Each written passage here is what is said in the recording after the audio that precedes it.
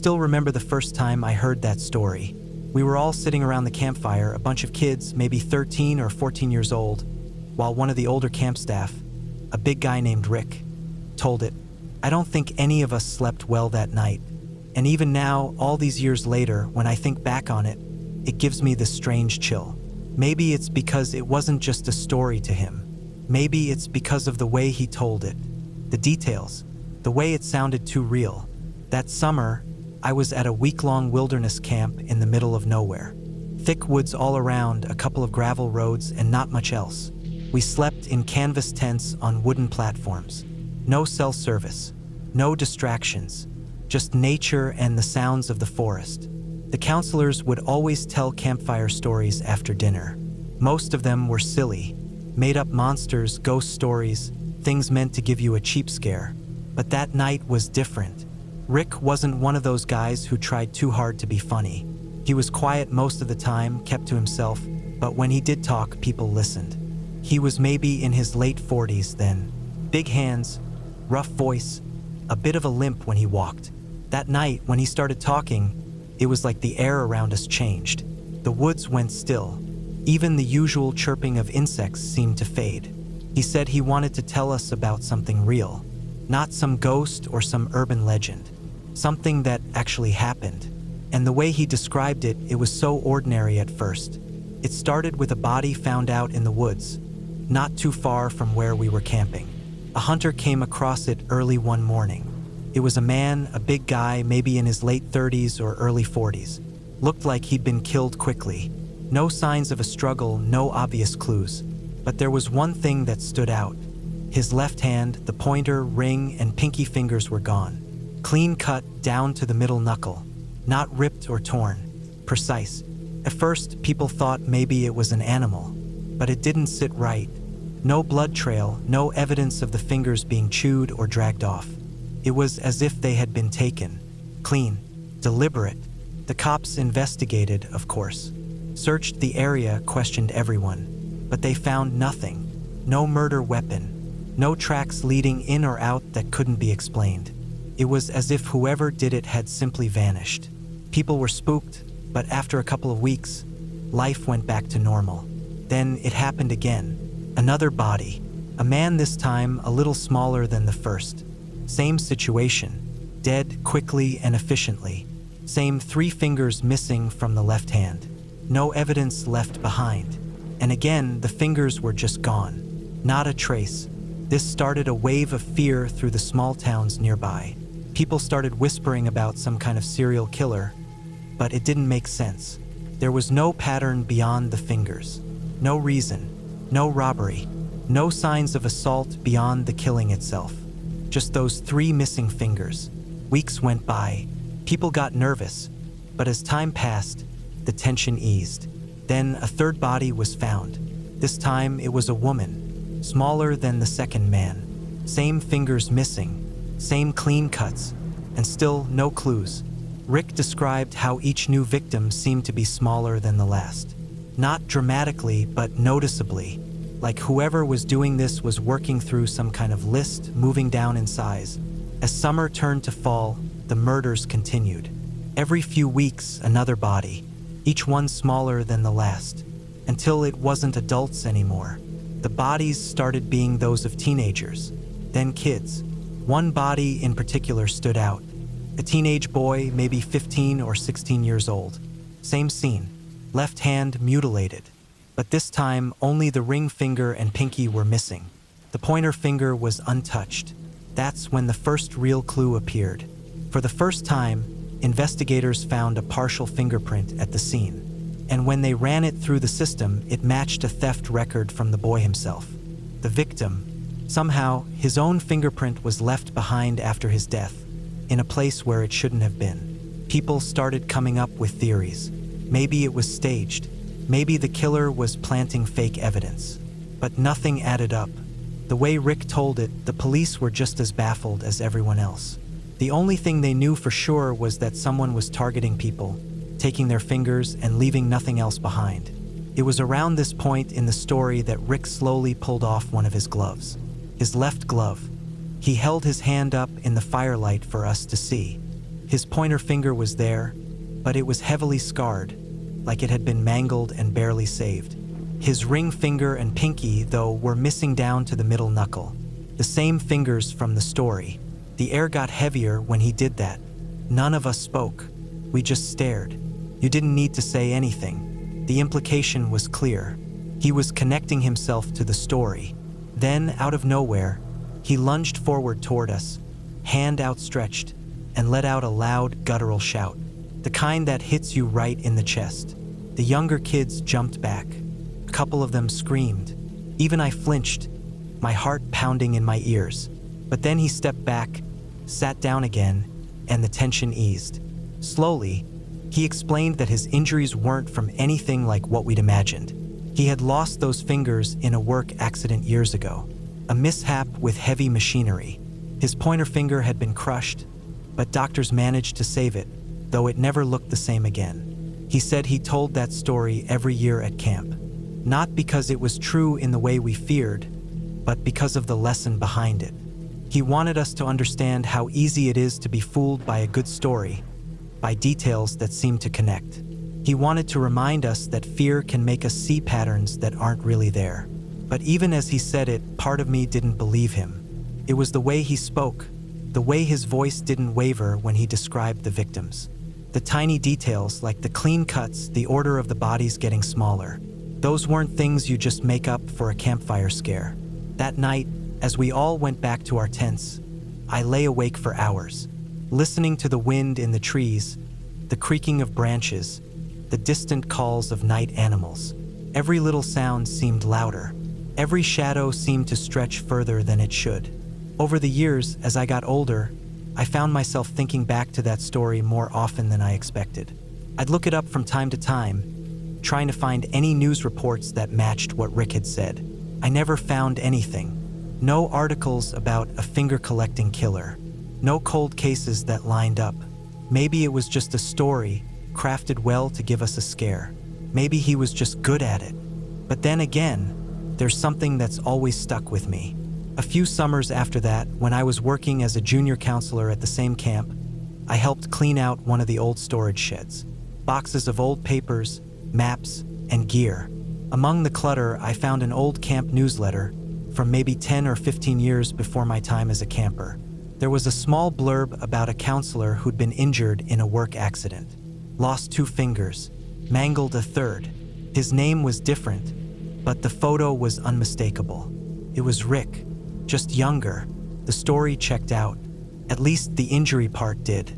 But right next to that article, in the same issue, there was a small notice about a local boy who had gone missing. Last seen hiking alone near the campgrounds. Never found. That wasn't proof of anything. Coincidences happen. But it was enough to keep that uneasy feeling alive. Rick kept coming back to that camp year after year, kept telling that same story. The kids always loved it, always got scared.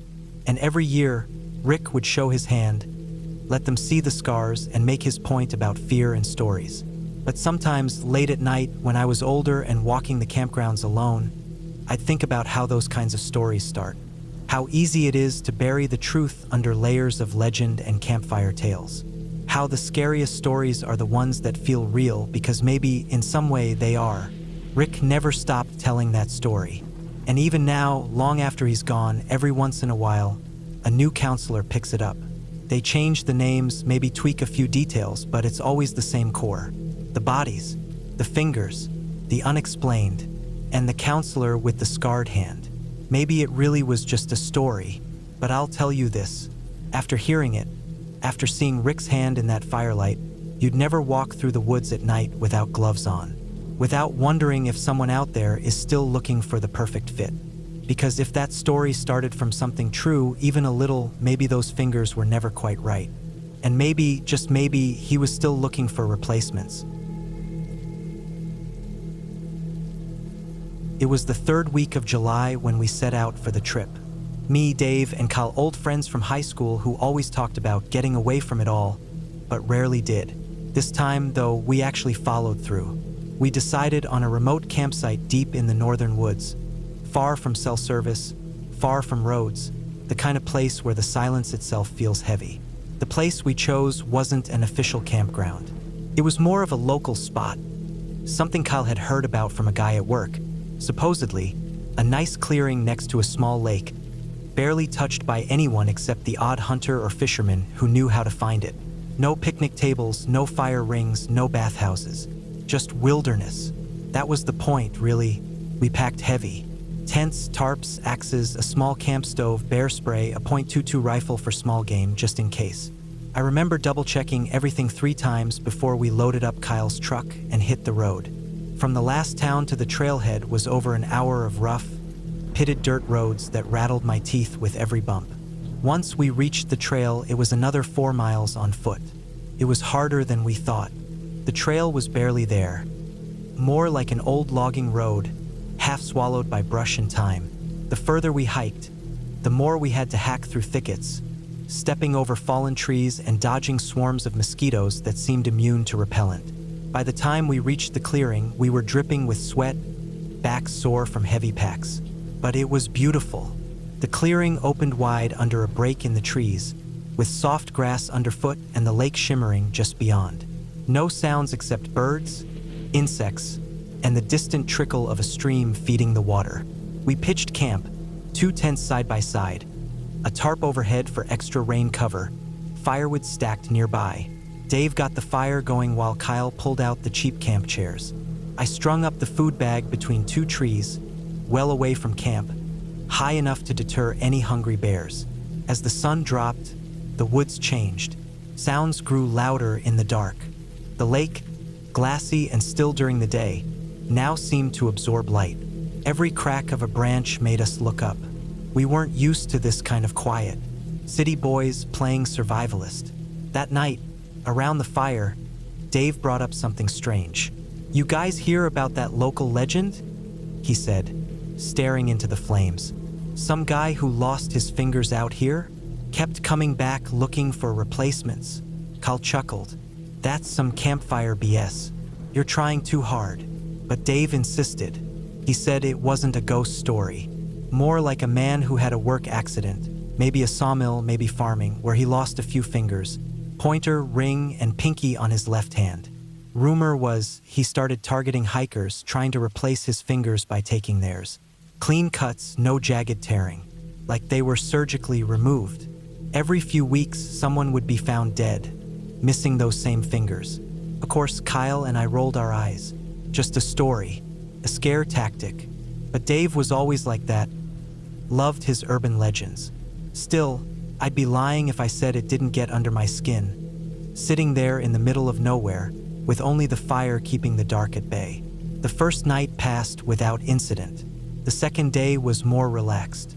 We fished a bit, hiked a little further along the lake's edge, cooked up some instant meals. The woods felt less menacing by daylight, but I couldn't stop thinking about that story. That afternoon, I noticed something strange. About 30 yards from camp, near a tree line, there was an old glove. A work glove, leather, stained, fingers stiff with age, just lying there as if someone had dropped it. I pointed it out to Kyle and we both laughed nervously. Probably a hunter's. Nothing sinister, but it stuck in my mind. That night, the woods didn't feel so quiet. Small noises seemed amplified.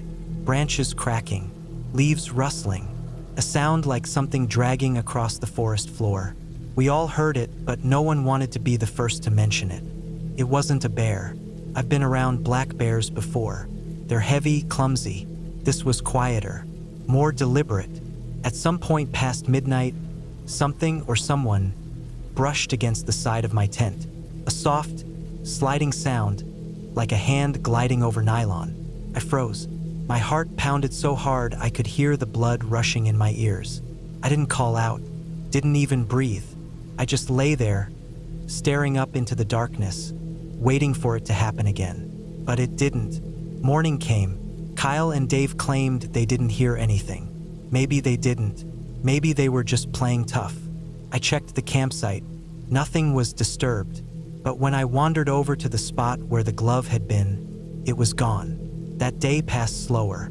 Less laughing, less talking. We stuck closer to camp. Even Dave wasn't in the mood for stories. The woods had closed in around us, and it was like we all felt it. An unseen weight pressing in from the trees. That evening, just before sunset, we found the second glove. It was by the waterline, half buried in mud. Same kind, leather, old, fingers stiff.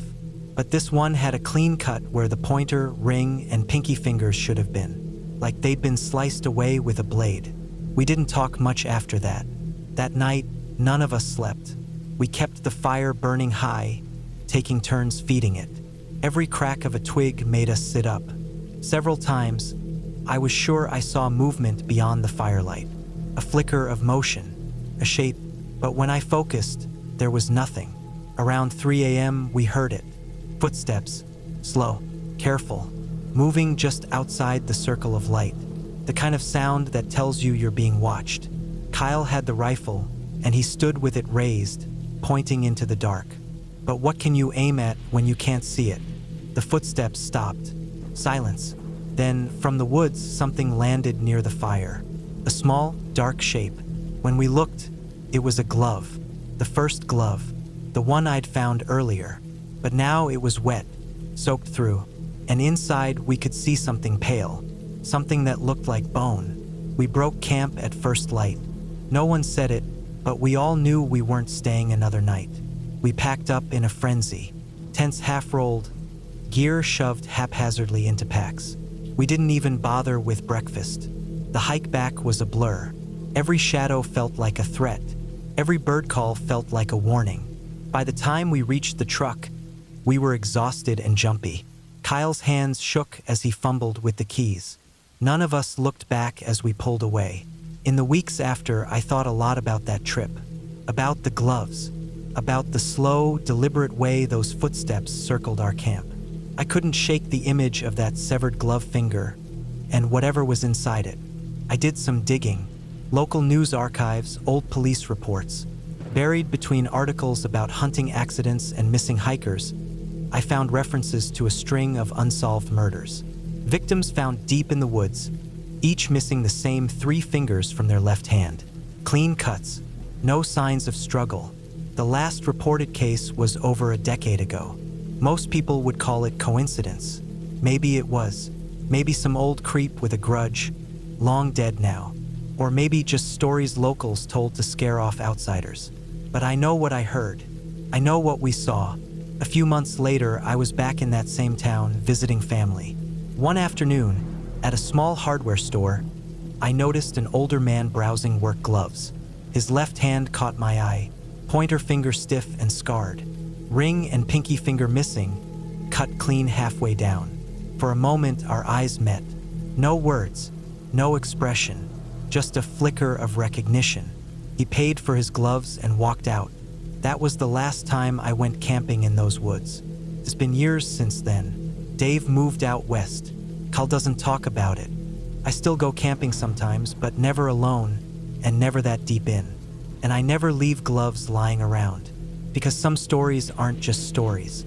Some scars go deeper than they seem. And some people, when they lose a piece of themselves, might just keep looking until they find a match.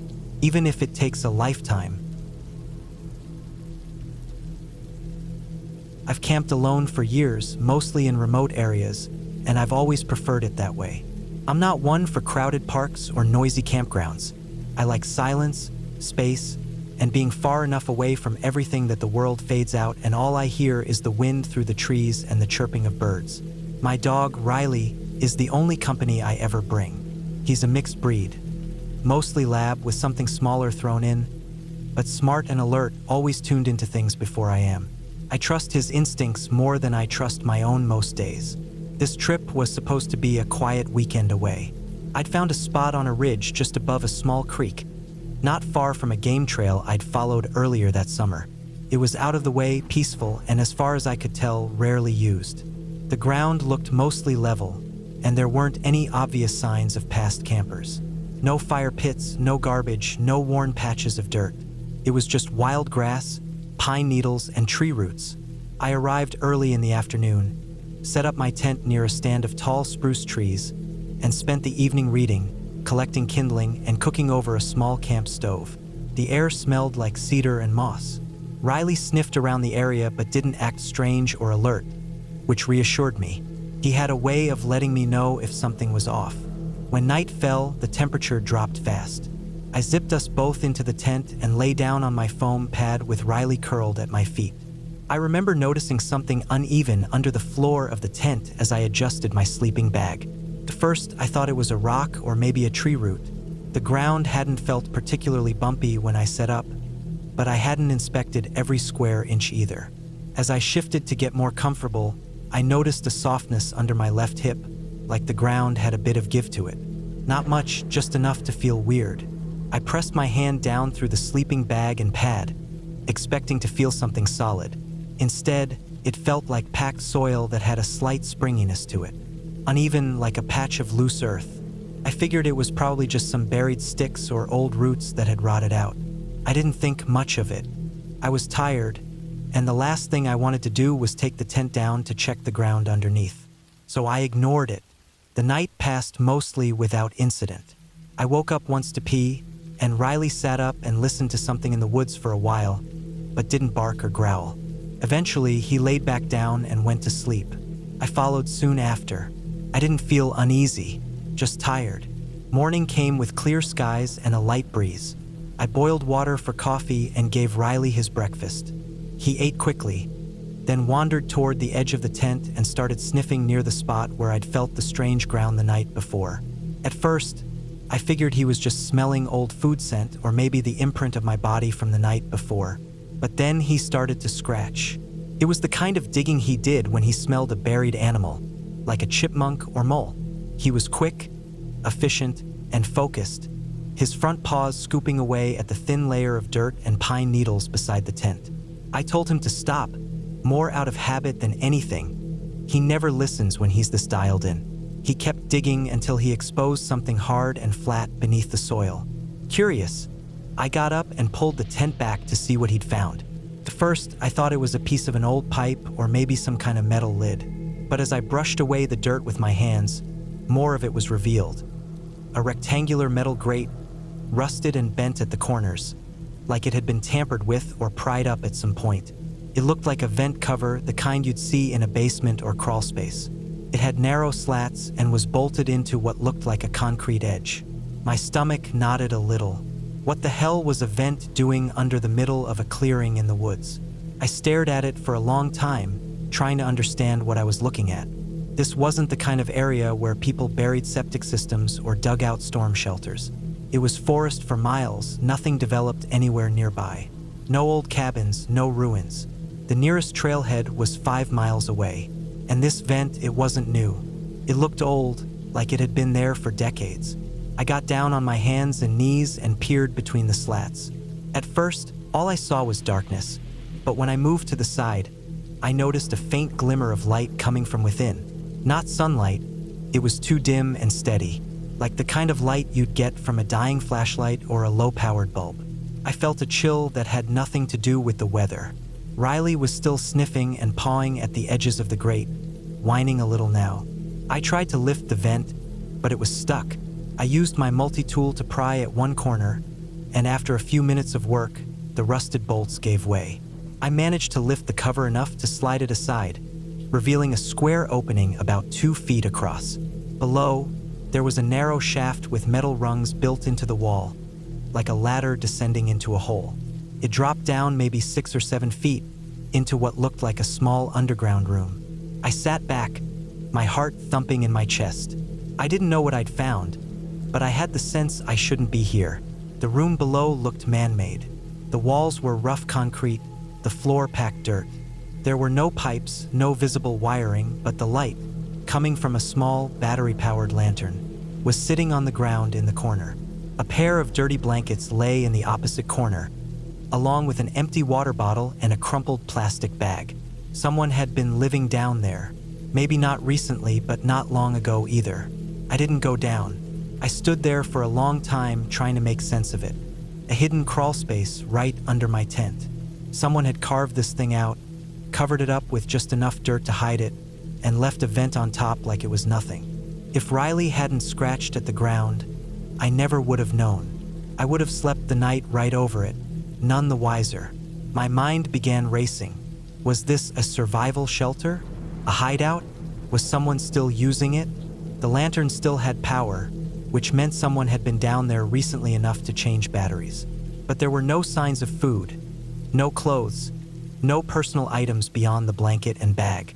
It wasn't a prepper cache. It felt more temporary, like someone had needed a place to hide. For a night or a week or maybe longer, I started scanning the trees around my site. The woods had seemed peaceful when I'd arrived, but now they felt still in the wrong way. Not quiet, but watchful. I didn't see anyone, and Riley wasn't acting like someone was nearby, but that didn't mean much. Whoever had made that space knew how to stay out of sight. I made a decision fast. I repacked my gear, collapsed the tent, and loaded everything into my backpack. I left the vent open, the cover tilted to the side. If someone came back, they'd know someone had been there. I wasn't trying to hide it. The hike out was long and silent. Riley stayed close to me the whole way, his ears back and his body tense. We didn't stop until we reached the car.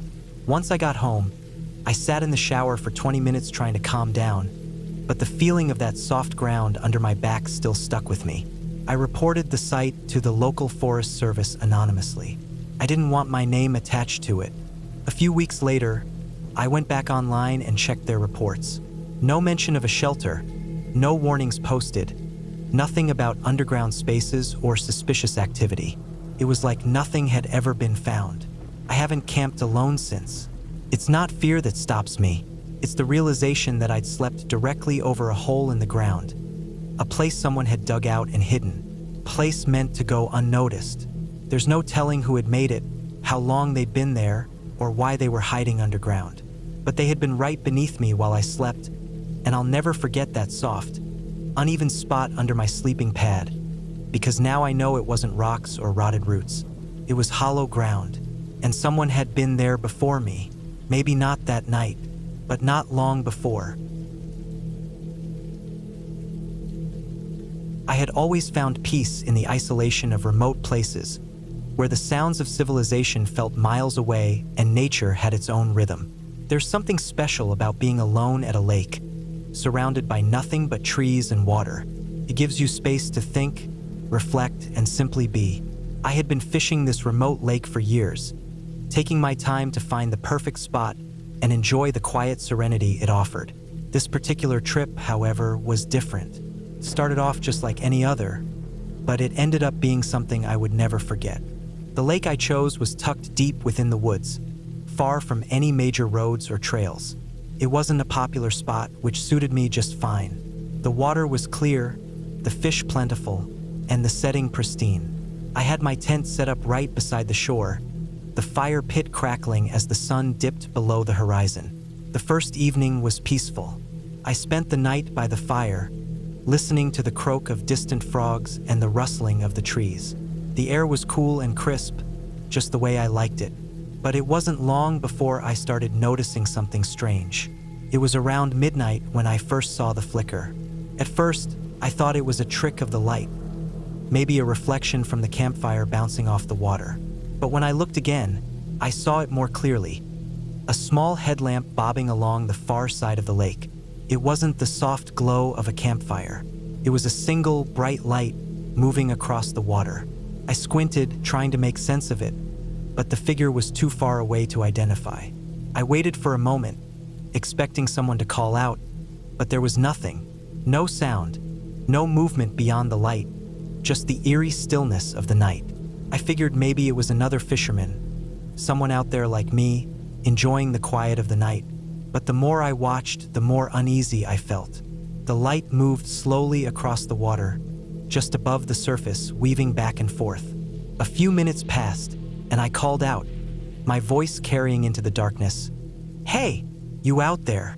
But the response never came. I waited a bit longer, thinking maybe the person hadn't heard me.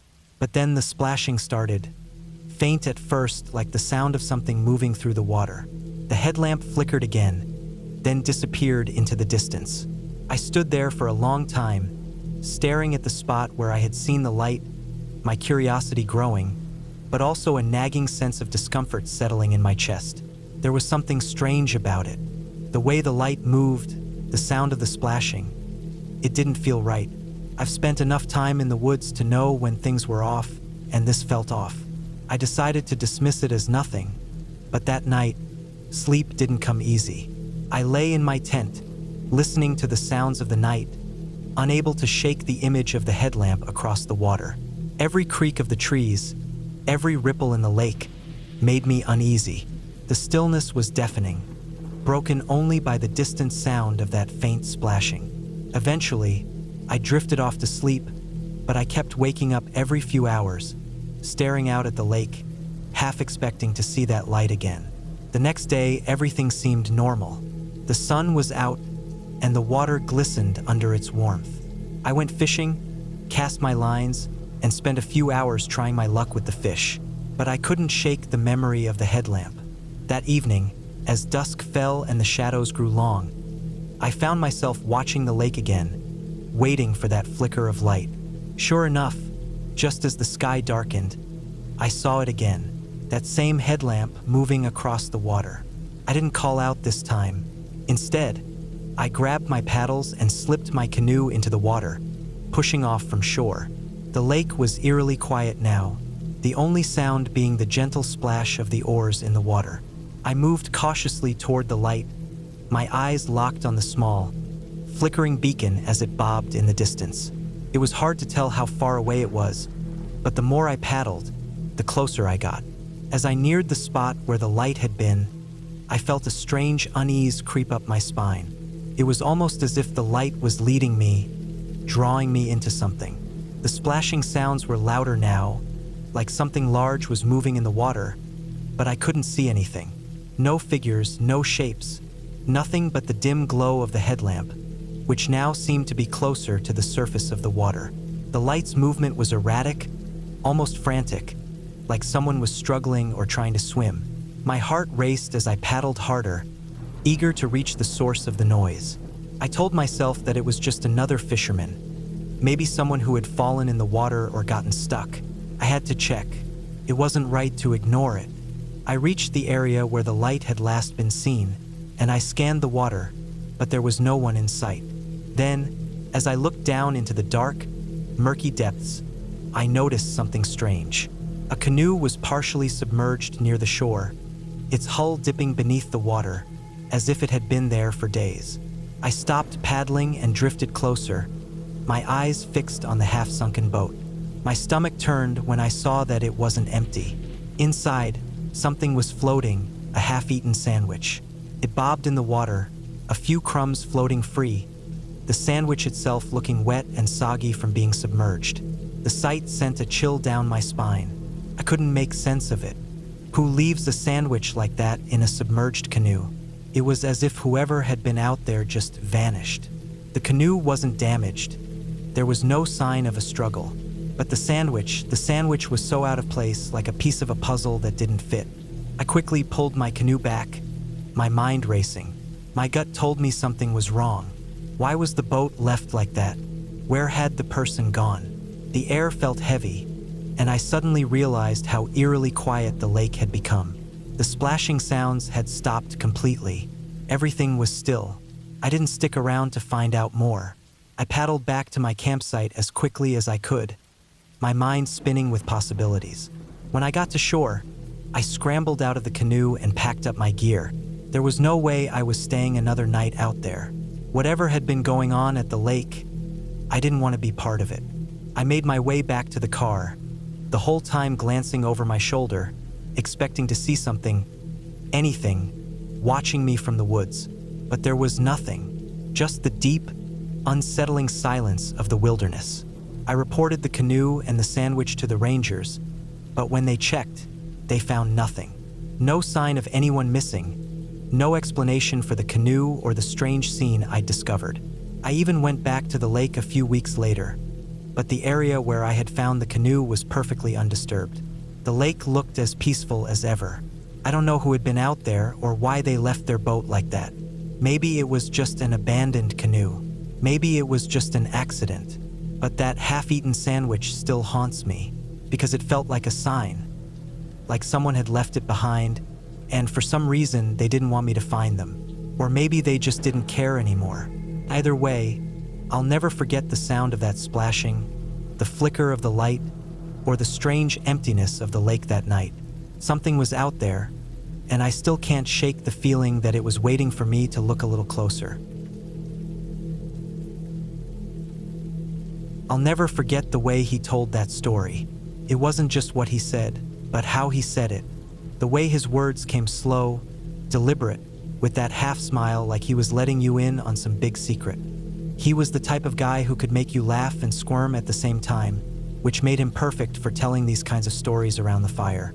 He was missing 2 fingers on his right hand, the ring and pinky, mangled clean off in some awful work accident, or so he claimed.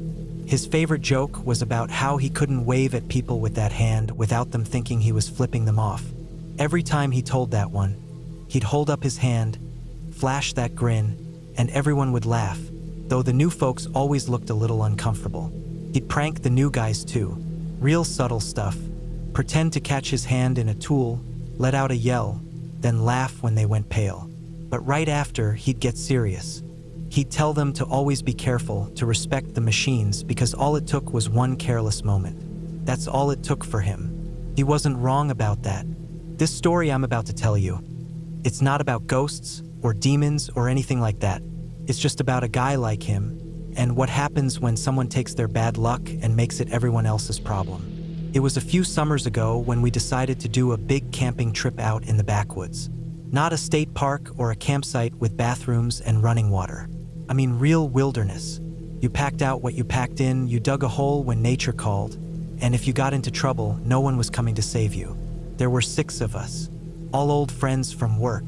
We'd done a few trips like this before, but this time we were going deeper than usual. The plan was simple. Hike in, set up camp by the lake, fish, drink, tell stories by the fire, and just get away from everything. We got to the trailhead around noon. The sun was high, the air heavy with that damp, piney smell that only comes from being deep in the woods. The hike wasn't long, maybe 4 or 5 miles, but with the gear, it felt longer. By the time we reached the lake, we were drenched in sweat and ready to set up camp. We pitched the tents in a small clearing a little ways back from the water. A circle of trees surrounded us, dense enough to feel secluded, but thin enough to see the sky. It was perfect. The only sounds were the rustle of leaves, the occasional bird call, and the soft lapping of water against the shore. That first night was exactly what we'd hoped for. We cooked up some fish we'd caught, passed around a bottle, and lit up a decent-sized campfire. The stars came out bright and clear, no city lights to dull them. It felt like we were the only people in the world. That's when he decided to tell his story. He leaned in, letting the firelight catch his face just right, and held up his mangled hand. Even though we'd all heard his usual jokes 100 times, he didn't go for the cheap laugh this time. His face was serious. He started slow, told us about a body found out in the woods, not far from where we were now. Big guy, looked like he'd been attacked, but there were no animal marks, no signs of a struggle, just dead, quick and clean. Except for one thing, 3 fingers missing from his left hand. The pointer, the ring, and the pinky, clean off like they'd been taken on purpose. No one ever found those fingers. A few weeks later, another body. Same thing. A bit smaller than the first guy. Same fingers missing. Still no clues.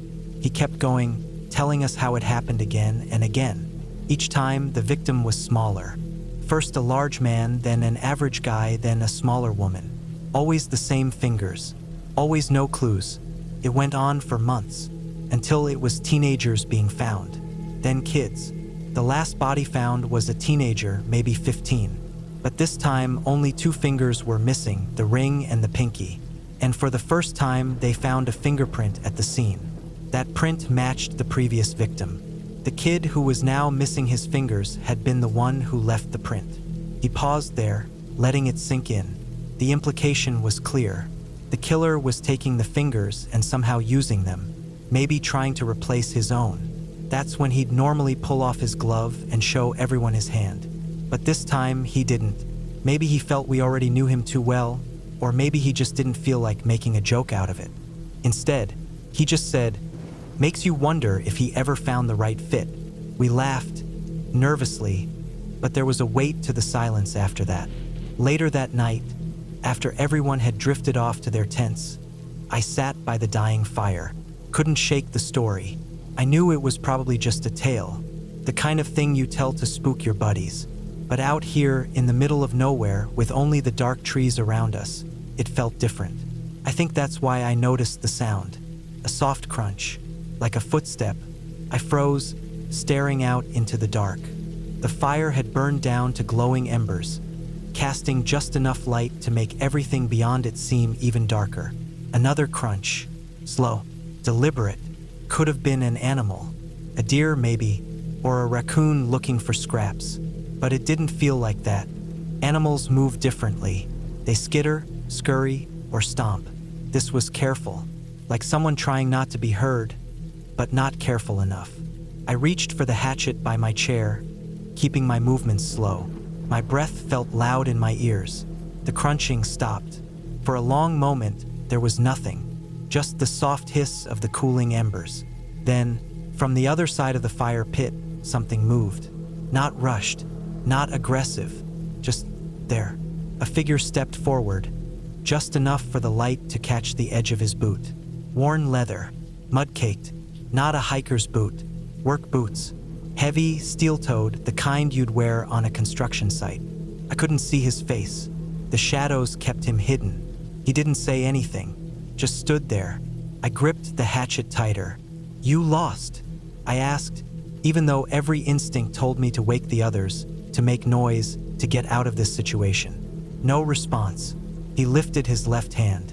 Slowly, deliberately. That's when I saw it. His left hand was gloved, except for 3 fingers. The pointer, ring, and pinky were bare, but they didn't look right. They were different colors, different textures, as if they didn't belong to the same hand. I didn't wait. I stood up, backing towards my tent, yelling to wake the others. My shout shattered the silence, and the spell broke. He didn't move toward me, just stood there watching. By the time the others stumbled out of their tents, flashlights in hand, the figure was gone. We searched the area, but there was nothing. No footprints, no sign anyone had been there, only the impression in the dirt where he'd stood. We didn't sleep much that night. In the morning, we packed up early. None of us said it out loud, but we all felt the same. The woods had changed. The trees seemed to lean in closer. The lake was too still. It wasn't a place we wanted to be anymore. On the hike back, I kept looking over my shoulder, half expecting to see him there, watching, but we never saw him again. Later, back home, we told ourselves it had to be a prank. Maybe another group of campers messing with us. But in the back of my mind, I kept seeing those fingers, the way they didn't match, like spare parts from different people. And I kept thinking about what he'd said by the fire, about finding the right fit. That was the last deep woods trip we ever did as a group. We stuck to campsites after that, places with people, with lights, with cell service. Funny thing is, the guy who told the story kept telling it every year, around different campfires. He never changed the details, never made it more dramatic, just told it plain and simple. And every time, he'd end it with that same line. Makes you wonder if he ever found the right fit. He said it was just a story, just a lesson in being careful. But every time he said it, he'd glance down at his own hand, at the place where his fingers used to be. And I couldn't help but wonder if maybe, just maybe, that story was his way of telling us something that was a little more real than he let on. After all, he never did say how he really lost those fingers. And I've never camped that deep in the woods again. I had always been the kind of person who relished the solitude of nature. I'd grown up camping with my family, and as I got older, I started venturing out on my own.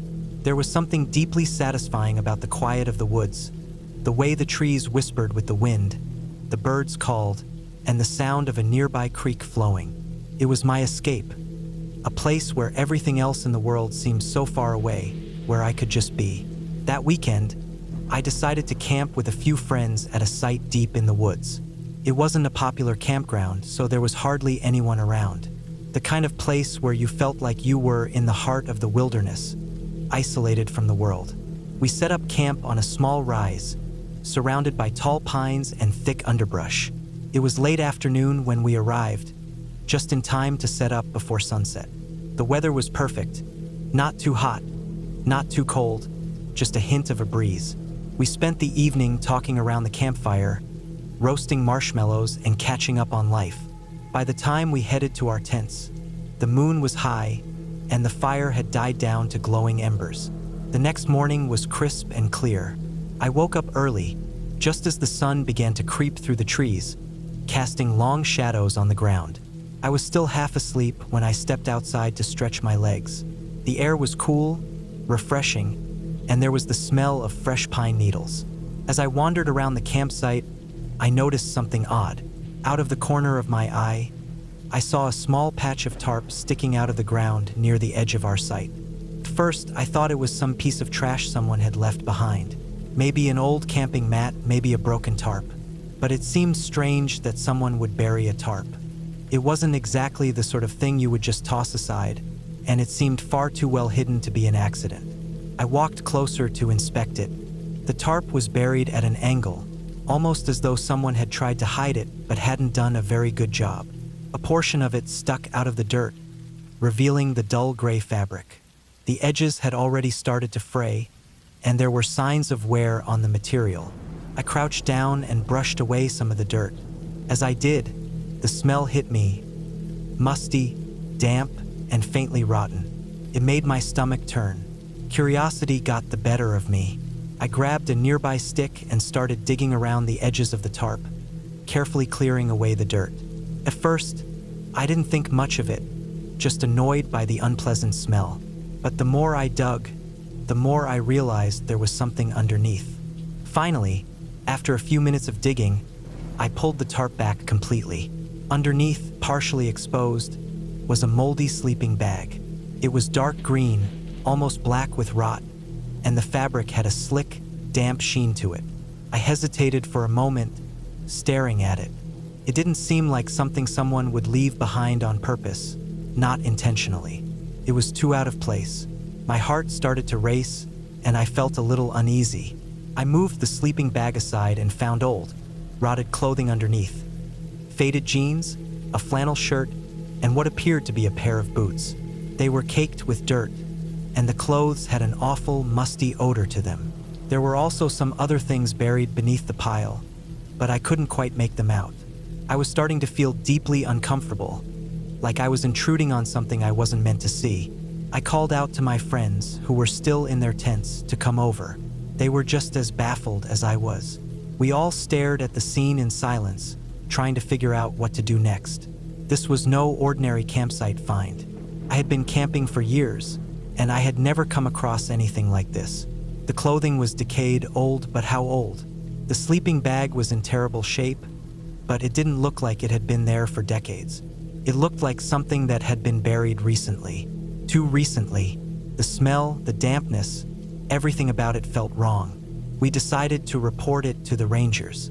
A couple of my friends hiked back to the ranger station to inform them about what we had found, while I stayed behind to keep an eye on the site. It felt strange to just leave the site like that, but we agreed that it was the right thing to do.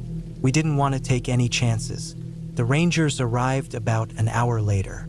They were skeptical at first, brushing it off as a prank or some old discarded camping gear. But once they saw the tarp and the contents, they took it seriously.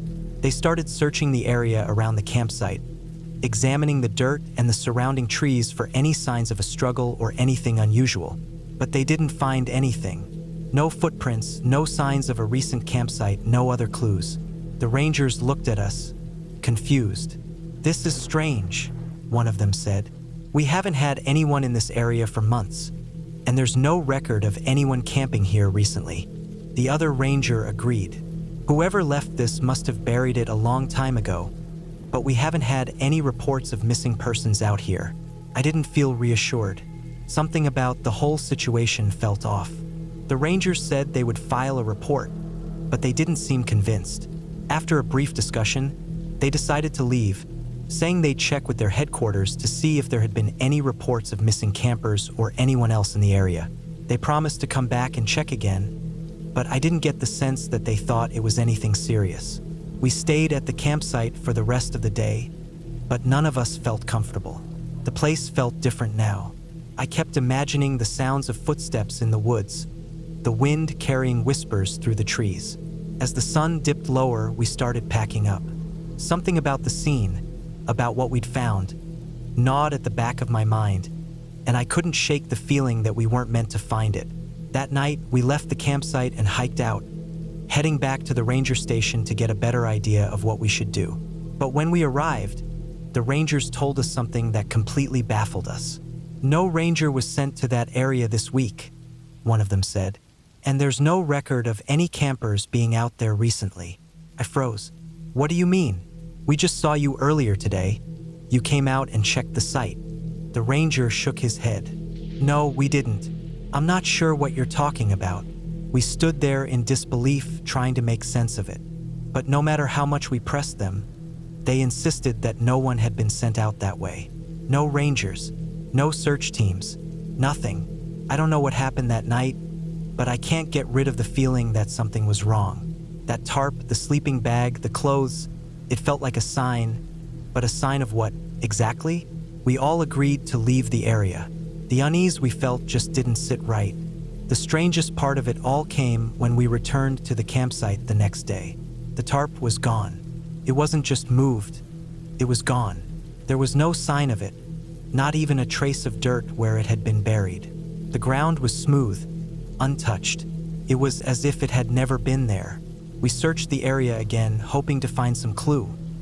Maybe it had been moved, maybe the rangers had taken it. But there was nothing, no evidence of anything. The site looked completely normal, almost as though the day before had never happened. I still don't know what to make of it. I don't know if we stumbled upon something that we weren't supposed to see or if it was all just some bizarre coincidence. All I know is that after that trip, I never went back to that part of the woods. I don't think I ever will. It's been years, but every time I think back to that campsite, I get that same feeling, like we weren't supposed to be there. And whatever was buried under that tarp, whatever that clothing belonged to, I don't think it was meant to be found. When I was younger, I used to think campfire stories were all about how scary you could make your voice sound. You know, getting louder at just the right time, whispering when it was dark enough, maybe throwing in a sudden scream to make kids jump. That's what most people did. But after a few summers of sitting through the same old ghost stories, you realize something. The best stories are the ones that feel personal. The ones where you can show, not just tell. And nothing shows better than a good prop. I learned that by accident. It was during my last summer as a counselor at a small camp up in Maine. We didn't have much, just a bunch of old wooden cabins, a couple of canoes that leaked more than they floated, and a fire ring made of lopsided stones. But it was enough. The kids didn't need luxury. They needed to get out of their houses, away from their screens, and out where the woods felt real. That summer, I brought something with me that would change how I told campfire stories forever. A pair of old, rusted bolt cutters. They weren't mine. I found them in my grandfather's shed when we were cleaning it out after he passed. Heavy, two-handed things with red paint flaking off the handles. The blades were thick, chipped in places, stained with old grease and God knows what else. They had a weight to them, both in the hand and in the mind. The kind of tool that wasn't just for cutting bolts. You could see that just by looking. I brought them to camp as a joke at first. Thought they'd be funny to hang up in the tool shed, maybe freak out a few kids who liked sneaking in there. But when I held them by the fire that first night, something clicked. These weren't just a prop. They told a story on their own. So I made one up. It was simple, realistic. No ghosts, no monsters. Just a man who had a problem. The way I told it, there was this guy who lived out in the woods. Used to be a logger back when people still cut trees by hand. But accidents happen. One day, a tree didn't fall the way it was supposed to. Trapped his leg, pinned him under, and his crew, they weren't there. He was alone. It took hours for anyone to realize he was missing. By then, it was too late. The leg was crushed, broken in ways that bones shouldn't break. Infection set in fast. Black, rotting, creeping up inch by inch. So he did what he had to do. He dragged himself to his truck, found the bolt cutters he used for chains and locks, and he cut his own leg off. That was the story. But what made it hit, what made the kids go pale and shuffle back from the fire, was that I'd pull the actual bolt cutters out from behind me. Let them see the rust, the chips, the dried stains. I'd set them down slow, heavy, right in the dirt, like they were part of the story themselves. It worked every time. But that year, something happened that made me stop telling it. Something real. Something that showed me why props can be dangerous when the story feels too close to home. It was late in the season, mid-August. The days were still hot, but the nights had started to cool. You could smell the end of summer in the air. Dry leaves, cold dirt, the kind of smells that make you think of school starting up again, of things winding down. We had a new group of kids that week, mostly middle schoolers, a little older than the usual campers. Tougher, or at least they thought they were. They weren't as easily scared by ghost stories. They wanted real stories, stuff that could actually happen. So I told the bolt cutter story. I made it slower that time, more detailed, talked about the sound of bone cracking, the feel of metal biting through flesh. I didn't rush it, let the quiet settle between every sentence. By the time I set the cutters down, the fire was low, casting more shadows than light. The kids sat there, frozen. It was perfect. But there was one kid, a boy named Alex, who didn't look scared. He looked interested, not entertained, not grossed out, interested. After the fire, the kids went back to their cabins. Counselors did the usual routine. Lights out, check-ins, making sure no one was sneaking snacks or phones. But I couldn't shake the look on Alex's face. Around midnight, I did my usual walk. The camp was quiet, too quiet. Normally, you'd hear whispers, giggles, maybe a flashlight beam darting around. But that night, it was dead silent. I checked Alex's cabin. His bunk was empty. It wasn't the first time a kid had tried to sneak out. Usually, they went to the lake or tried to meet up with friends. But something told me this wasn't that. Not with the way he'd looked at those bolt cutters. I grabbed a flashlight and headed toward the tool shed. The shed was a rickety old thing. Half the tools in there were probably older than I was. We kept it locked, but not well. Just a simple padlock and latch. Easy to cut if someone had the right tool. When I got there, the door was open. Not wide, just a crack. But enough to know it shouldn't be. My stomach dropped. I pushed the door open and shined the light inside. There was Alex. He was sitting on the workbench, legs swinging. In his hands were the bolt cutters. My bolt cutters. The same ones from the story. He was turning them over, studying the blades, testing how the handles moved. His face was calm. Too calm. On the floor beside him was a thick length of chain. One of the old ones we used for securing the canoe trailer. I didn't say anything, just watched. He set the chain across the bench, lined up the cutters, and pressed down. The sound of metal groaning filled the shed. The chain didn't give, not at first. These weren't sharp anymore. But Alex didn't stop. He leaned into it, putting his weight on the handles, his face tight with effort. When the link finally snapped, it was loud.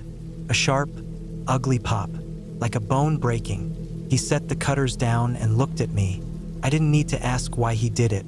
The story had gotten into his head. The reality of it. The idea of it. The proof was right there in his hands. After a long moment, I took the cutters from him. We walked back to camp together. He didn't run, didn't hide. Just walked quietly, like nothing had happened. I didn't tell anyone what happened that night. Not the head counselor. Not the other staff. Not even the camp director. Because nothing really happened, right? No one got hurt. No one even knew he was gone. But it changed how I thought about those stories. Props make things real. They pull the story out of your mouth and into your hands. And once it's real, people treat it differently. I never brought the bolt cutters to camp again. The rest of that summer passed quietly. Alex didn't act out. He left at the end of the week, same as all the others. But that night stayed with me. Years later, I still have those bolt cutters. They're in my garage now, hanging on a hook. I see them every time I pull in. I think about that story. about how easy it was to make something up, to hold a piece of metal and give it a life of its own. I haven't told that story since. Not because I'm afraid of scaring someone, but because I'm not sure where the line is anymore, between telling a story and planting a seed. That's the thing people don't realize about campfire stories. It's not about ghosts or monsters. It's about what people believe could happen. And if you give them the right prop, something they can hold, feel, test for themselves, it stops being a story. It becomes a plan. And that's a line I don't want to cross again. I had been planning this trip for a while, wanting to get away from everything. The noise, the constant distractions, the everyday grind. It was going to be just me. A few days in the woods, hiking and camping in total solitude. I was prepared for it. I had my tent, my stove, all the food I needed, and enough firewood to last me through the night. I picked a spot well off the beaten path, deep in the forest. A place I'd come to enjoy in the past with no one else for miles around. The idea of being completely alone, surrounded only by trees and the sound of the wind, was exactly what I needed. The first couple of days passed without incident. I hiked during the day, taking in the sights and sounds of the woods, and at night, I sat by the fire, roasting marshmallows and watching the stars. The campfire crackled in a way that was comforting, and everything felt just as peaceful as I had imagined it would be. But on the third night, things started to change. It was around dusk when I first heard it, a dull, rhythmic thud. It was faint at first, almost indistinguishable from the sounds of the wind rustling the branches, but it soon became clearer. The steady, deliberate chopping of an axe. The sound carried through the trees, sharp and precise, like someone was gathering firewood just beyond the clearing where I had set up camp. I didn't think much of it at first. There were plenty of campers out in these woods. Maybe someone had set up camp further away, and I was hearing them prepare for the night. I'd heard that kind of sound before, and I figured it was probably a group of hikers out here for a night or two. But as the evening wore on, I realized that no one had come past. There was no sign of anyone, no distant light from a campfire, no voices. The sound of chopping continued, growing louder as the night went on. I decided to ignore it, assuming it was just some hiker doing their thing. I didn't need to check, didn't want to ruin the peace of the evening by seeking someone else out. That night, after the chopping had stopped, I went to bed, trying to brush off the oddity of it. I had set up my tent a little ways from the fire, a bit deeper into the woods, so the sounds of the trees swaying and animals rustling didn't keep me up. But that night, the noise did. It was there again the next evening and again the night after that. Every night, without fail, the chopping noise came, steady and relentless. By the fourth night, I had started to get used to it. It had become part of the rhythm of the forest, like the rustle of leaves or the distant call of birds. But I was still curious. There was no one else supposed to be in the area, and the trail I had taken earlier had been quiet. There hadn't been any sign of other campers. The thought nagged at me. Who was out there chopping wood in the middle of nowhere, where no one else was supposed to be? That night, I decided to do something I hadn't planned on doing. I would get up in the middle of the night and check. I wanted to find out who was out there. So, around midnight, I slipped out of my tent and grabbed the flashlight. I kept low, not wanting to make a sound, and began walking toward the direction of the chopping. I didn't know what I expected to find. Maybe a stray hiker or some lost camper who had decided to set up nearby. The forest around me was thick with trees and shadows. The moonlight barely pierced through the canopy, and the only sound was the crunch of leaves under my boots. I walked cautiously, trying to keep quiet, but the noise was still there. Thunk, thunk, thunk. The sound of the axe cutting into wood. It wasn't far now, I could tell by the direction of the sound. It sounded close enough that I thought I'd find the source just ahead. But when I arrived at the edge of the clearing, where the sound had seemed the loudest, I found nothing. No camper, no fire, just a few scattered branches and a dark, empty space. I stood there for a while, confused. The chopping had stopped, and there was no one to be seen. The woods were silent again. Felt strange, like the forest was holding its breath. I shrugged it off and turned to head back to my camp. It was late, and I wasn't about to go wandering through the woods all night. I thought I might have been mistaken, that perhaps I had imagined it. Maybe it was just a part of the wood's natural sounds that my mind had latched onto, like a twig breaking or an animal gnawing at something. It didn't make sense, but I wanted it to be nothing. The next morning, I woke up early, as I always did, to the sound of birds and the crackling of my fire. I was groggy, still not quite shaken from the unsettling experience the night before. But what struck me when I went to stoke the fire was the pile of fresh-cut wood beside the fire pit. I froze. There were several logs stacked neatly near the edge of the fire ring. They looked recently chopped, the bark still fresh and the wood clean of rot. I hadn't cut them. No one had been around. I hadn't asked anyone to help gather firewood, and there had been no sign of any other campers. I walked over to the pile of wood, my heart pounding in my chest. I knelt down and ran my hand over the logs.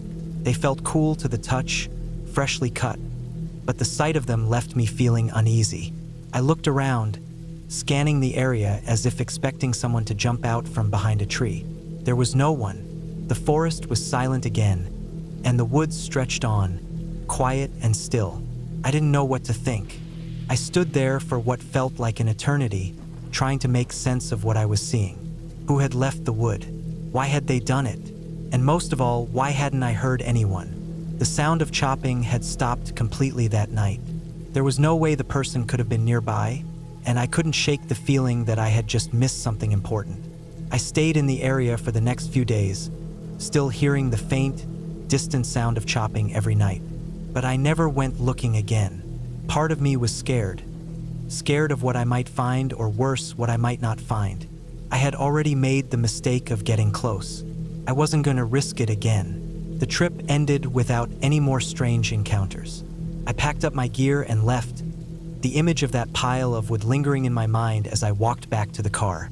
But I never really understood what happened, and it's something I haven't been able to shake. The woods were silent again as I left, and I never heard the chopping again. Sometimes, when I think back on it, I wonder if it was some kind of strange coincidence, or maybe someone else out there who had been watching me, helping me out in their own way. But I'll never know for sure. I never asked, and I don't think I ever will.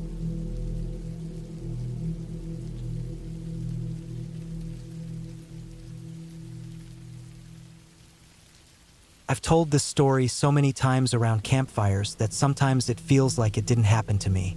But it did, and I remember every single second of it. It's not some ghost story or urban legend. It's just what happened. A mix of bad weather, bad luck, and a stupid decision that still makes me shake my head. It was a trip I had planned for months. I'd always wanted to do a solo drive through Ireland. Not just the tourist spots either.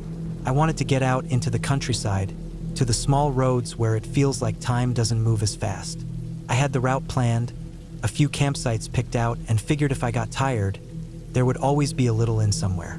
The first few days went fine. The weather was gray, but nothing worse than that. A little drizzle here and there, the kind of cold that soaks into your jacket but not your bones. It was Ireland in late autumn, exactly what I expected. Then the weather started turning. That morning I woke up to a sky so dark it could have been late evening. The forecast said, heavy rain possible. By noon, possible became a guarantee. The rain came in waves, sometimes so hard it sounded like gravel hitting the windshield. I wasn't too worried. I had a good car, a solid rental. The tires were decent. I kept the speed low. But the problem with those country roads is they aren't exactly well marked. GPS becomes useless when it's trying to send you down paths that don't even look like roads. At some point in the afternoon, without even realizing it, I took a wrong turn. I thought it was just a little detour, maybe a shortcut. But the further I went, the narrower the road got. Soon it wasn't much more than a one-lane track, hedges scraping both sides of the car. There wasn't any place to turn around. The rain got heavier. The light dropped fast. I kept thinking I'd hit a crossroads where I could figure out where I was. But it didn't happen. Then, without warning, the car just died. 1 second it was fine, engine humming along, wipers doing their best. The next second, silence. Dashboard dead. No lights, no radio, no engine. The car just rolled to a stop. I tried the ignition. Nothing. I checked the lights. Nothing. Hazard lights? Dead. I figured water must have gotten into something. Maybe a short. Maybe a fuse. I'm not much of a car guy, but I know enough to check the basics. Nothing seemed obviously wrong. It was like someone had just unplugged the battery. I sat there for a minute, listening to the rain hammer the roof. No other cars. No houses. Just hedgerows and darkness. I had no cell signal either. Useless. I grabbed my rain jacket, pulled up the hood, and got out. The cold hit me like a wall. Within 100 yards of walking, I was soaked through. The jacket might as well have been tissue paper. The wind wasn't strong, but the rain made up for it. Came straight down in sheets. My boots sloshed through puddles that looked more like streams. I kept walking because there was nothing else to do. No signposts, no lights in the distance. The only thing I could hear was the rain and my own footsteps. Every time I thought I saw something ahead, it turned out to be nothing but a bend in the road or a thicker patch of hedgerow. An hour passed, maybe more. I was starting to feel it. The cold working into my fingers, my toes numb, the weight of wet clothes dragging at me. That's when I heard it. Behind me, a noise, a low rumble, tires on wet gravel, faint but getting closer. I turned and squinted through the rain. There were headlights, but they were dim. Not normal dim, but yellow and weak, like old flashlights. Still, it was a car, and at that point, any car was better than no car. As it got closer, I could see it was moving slowly, creepingly slow, but it was still moving. I waved an arm. Nothing. I stepped to the side of the road, waited for it to get near, then yanked the back door open and jumped in. The cold air followed me inside. The smell of wet earth, old fabric, and something else, oil maybe, hit my nose. I slammed the door shut, wiped my face, and looked up. That's when I realized. There was no one in the driver's seat. No one at all. Empty. The car kept rolling forward, slow but steady. Took my brain a few seconds to catch up. My first thought wasn't ghost car or anything like that.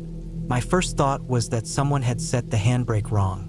Maybe they were pushing it and I hadn't noticed. I spun around to look through the back window. Nothing but rain. My heart was hammering, but I told myself not to panic. Maybe someone had just stepped out, maybe to fix something, and it kept rolling. But the car was going uphill. A shallow incline, but uphill all the same. It made no sense. I sat there frozen, soaking the seat, watching the empty driver's seat like it would explain itself. The car kept going. No sounds except for the rain and the faint squeak of old windshield wipers moving on their own. After what felt like an hour but was probably a few minutes, a village came into view. Just a small cluster of buildings, a few dim streetlights. The kind of place you might miss if you blinked. The car slowed even more as we reached the edge of the village. That's when I saw a pub. Small, old, with a crooked sign swinging in the wind. Yellow light spilled from its windows. I didn't think. I just acted. I yanked the door handle, stumbled out into the rain, and half ran, half slogged my way to the pub. The car behind me kept rolling forward, not changing speed. I pushed open the pub door and stepped inside. Warmth hit me like a slap. The smell of wood smoke, spilled beer, damp wool. I must have looked like hell, soaking wet, mud up to my knees, wide-eyed. I went straight to the bar, leaned on it like it was the only solid thing in the world, and ordered a beer. My voice sounded shaky, even to me. I didn't look back outside. The bartender didn't ask questions. Maybe he was used to soaked travelers. Maybe I wasn't the first idiot to get stuck in the rain on these roads. I took a long pull of the beer. It helped. A little. A minute later, the door opened again. Two men stepped in, both dripping wet. Farmers, by the look of them. Heavy jackets, caps pulled low. One of them scanned the room. His eyes landed on me. "That's him," he said. "That's the bastard I saw jump out of the car we were pushing." The other one just nodded. Took me a second to understand. Then it hit me. They'd been pushing the car. Probably broke down like mine. Maybe they were too low behind the hedgerows for me to see. Maybe the rain blinded me. Either way, they were the ones moving it. No driver because it was easier to push from the back. And I, like an idiot, had jumped into their car, thinking it was some driverless nightmare. Relief hit me hard. The fear drained away, replaced by embarrassment. I raised my glass to them, gave a little shrug. What else could I do? They laughed. I laughed. It wasn't funny, but we laughed anyway. That night, I stayed in a room above the pub. Dry clothes, hot food, a warm bed. I didn't even mind when they told the story again at the bar, making me the punchline. In the end, it was just a stupid mistake. A mix of bad luck, bad weather, and bad visibility. But it taught me something. Fear doesn't need ghosts or monsters. Sometimes it just needs a cold night, an empty road, and your own brain filling in the blanks. That's the story I tell now. Around campfires with no need for fake props or spooky voices. Because it's real. Because it happened. And because it reminds me how easy it is to scare yourself when you don't know what's really going on. And every time I finish, I make sure to remind everyone. Always check behind the car before you think it's driving itself.